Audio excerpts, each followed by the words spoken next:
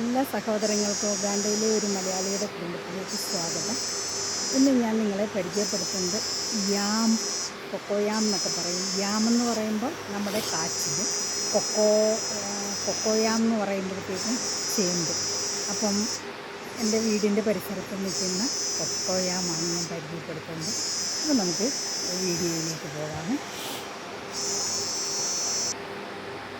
ഈ കാണുന്നതാണ് ഇവിടുത്തെ കൊക്കോയാം എന്ന് പറയുന്നത്. യാം ഇവിടെ ഇല്ല, അതായത് ചേമ്പ് ഇവിടെയുണ്ട്, കാച്ചിൽ ഇവിടെ ഇല്ല. അപ്പോൾ കാച്ചിൽ ഇവിടെ ഉണ്ടായിരുന്നു, പക്ഷേ ഇപ്പോൾ അത് ചിലപ്പം കിളച്ചെടുക്കാതെ കണ്ട് അങ്ങനെ പോയതായിരിക്കാം. ഇതിൻ്റെ തണ്ടൊക്കെ ഒരു തരം വയലറ്റ് കളറാണ്. കൂടുതലും ഇവിടെ ഗുജറാത്തിലുള്ളവർ ഒരുപാട് പേരുണ്ട്. അവരിതിൻ്റെ ഇല ഒരുപാടങ്ങ് വിളയുന്നതിന് മുമ്പുള്ള ഇല ഇങ്ങനെ പറിച്ചെടുത്തിട്ട് ഇതുപോലത്തെ ഇലയാണ് പറിച്ചെടുത്തിട്ട് ഇതിൻ്റെ നന്നായിട്ട് കഴുകിയിട്ട് ഇതിൻ്റെ പുറത്ത് കടലമാവും പിന്നെ അവരുടെ മസാലയൊക്കെ ചേർത്ത് ഇങ്ങനെ തേച്ച് പിടിപ്പിക്കും. എന്നിട്ട് ഇത് ചുരുട്ടിയിട്ട് ആവിയിൽ വേവിച്ചിട്ട് മുറിച്ചെടുത്ത് വറുത്തെടുക്കും. എന്താ ഒരു സ്നാക്ക് പോലെ. ഭയങ്കര ടേസ്റ്റാണ് കേട്ടോ അത്. ഏതൊക്കെ ഒരു വിശേഷ ദിവസങ്ങളിലൊക്കെ അവർക്കത് ഉണ്ടാക്കണം. അപ്പോൾ ഇതിങ്ങനെ നട്ടുപിടിപ്പിക്കാറുണ്ട്. പിന്നെ ഇടയ്ക്ക് നമ്മൾ ഇതിൻ്റെ ചവിട്ടിയിൽ നിന്ന് ചേമ്പ് എടുക്കാറുണ്ട്. ചേമ്പും നമ്മുടെ അവിടുത്തെ പോലെ ഇങ്ങനെ കുറച്ച് വണ്ണം കുറഞ്ഞ് നീളം കുറഞ്ഞ് അങ്ങനെയൊന്നുമല്ല, ഫുള്ളൊരു ഷേപ്പാണ്. ഇത് അതിനടുത്ത് തന്നെ നിൽക്കുന്ന പ്ലാവിൽ ചക്ക ഇഷ്ടം പോലെയുണ്ട്. ഒരുപാടൊന്നും ഞാൻ ഒരു പ്രാവശ്യമൊക്കെ പറിക്കുകയുള്ളൂ. പഴുത്ത് കഴിഞ്ഞ് മാത്രമല്ല ഇവർ കഴിക്കുകയുള്ളൂ. അതുകൊണ്ട് ഇതിങ്ങനെ കിടക്കും. കുറച്ചൊക്കെ ആൾക്കാർ പറിച്ചിട്ട് പോയായിരുന്നു, നമ്മുടെ നാട്ടിലുള്ളവരൊക്കെ പറിച്ചിട്ട് പോയി.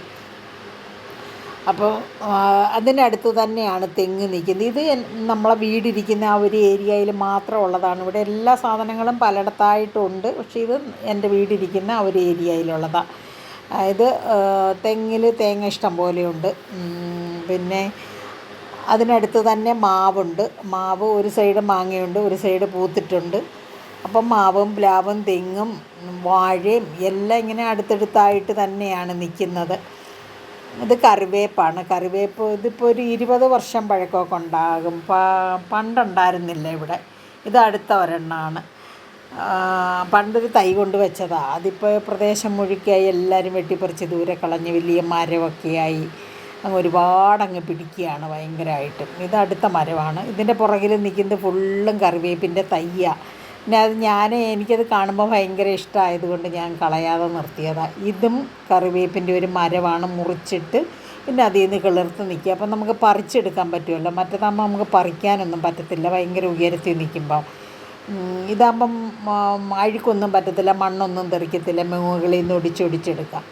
ഇതാണ് ഇവിടുത്തെ യാമെന്ന് പറയുന്നത്. ഇത് നമ്മുടെ നാട്ടിലെ ചേമ്പാണെന്ന് വിചാരിക്കരുത്. ഇത് ചേമ്പല്ല, ഇത് കാച്ചിലാണ്. ഇതിൻ്റെ ഇങ്ങനെ ഒരു തരം മുടി പോലെയുള്ള സാധനം ഉണ്ടല്ലോ, അതൊക്കെ ഉണ്ടാകും നമ്മൾ വാങ്ങിക്കാൻ നേരത്ത്. അപ്പോൾ അവരതെല്ലാം പറിച്ച് ഇങ്ങനെ ചെത്തിയ പോലെ ആക്കിയാണ് തരുന്നത്. പിന്നെ ഇവിടെ കൊണ്ടുവന്ന് നമ്മൾ കഴുകി കഴിയുമ്പോഴത്തേക്ക് ഇതിങ്ങനെയാകും. ഇതിന് കുറേ നീളം ഉണ്ടാകും. അപ്പോൾ ഇത് 2-3 കഷ്ണമായിട്ട് ഇവർ മുറിച്ചാണ് തരുന്നത്. നമ്മൾ ചോദിക്കുമ്പോഴത്തേക്കും 2 എണ്ണമൊക്കെ എടുത്ത് വെച്ച് കഴിഞ്ഞാൽ അത് മുറിച്ച് ചിലപ്പോൾ ഒരു 6 കഷ്ണമൊക്കെ കാണും. ചിലപ്പോൾ മുറിച്ച് മാത്രമായിരിക്കും ഇവർ വെച്ചിരിക്കുന്നത്. ഒത്തിരി നീളമാകുമ്പോഴത്തേക്ക് ഇവർക്ക് ഇതിങ്ങനെ വെച്ചേക്കാനും സൗകര്യമില്ലാത്തത് കൊണ്ട്. അപ്പോൾ ചേമ്പ് അല്ല ഇത് ശരിക്കും കാച്ചില. 2 തരമുണ്ട്. ഇത് വെള്ളയുണ്ട്, ഒരു ചെറിയ വരയുള്ള ചുമപ്പ് കളറുണ്ട്. ഇതൊരു ചെറിയ ചുമപ്പ് കളറ്. ഇതിനകത്ത് കണ്ടില്ലേ വര പോലെ. ഇതെനിക്ക് അത്ര ഇഷ്ടമല്ല. ടേസ്റ്റൊക്കെ ഒരുപോലെയാണ്, പക്ഷേ ആ വെള്ള കളറുള്ളതിനോടാണ് എനിക്ക് ഭയങ്കര ഇഷ്ടം. അത് കിട്ടിയില്ല, അതെപ്പോഴും കിട്ടത്തില്ല. ഇങ്ങനെയുള്ളതാണ് കൂടുതലും ഇവിടേക്കുള്ളത്. ഇതിപ്പോൾ ഒരു 2 എണ്ണം വാങ്ങിച്ചിട്ട് ഇവർ മുറിച്ച് തന്നതാണ്.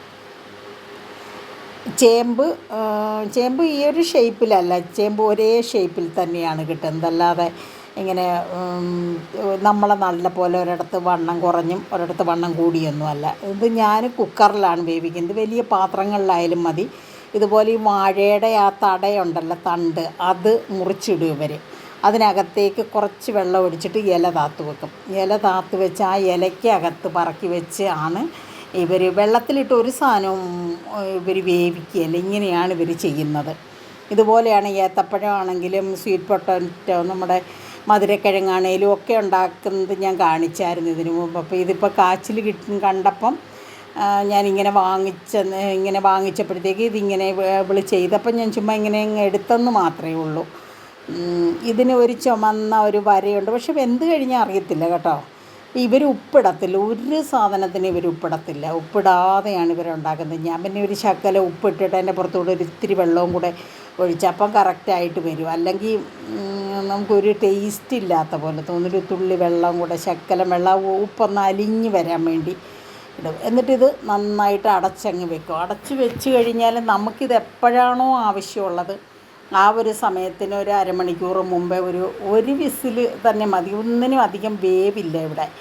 അപ്പോൾ ഒരു വിസിലും രണ്ടാമത്തെ വിസിലിങ്ങനെ ആയി വരുന്ന ഒരു സമയമുണ്ട്. അപ്പോഴത്തേക്കും ഞാൻ ഓഫ് ചെയ്യും.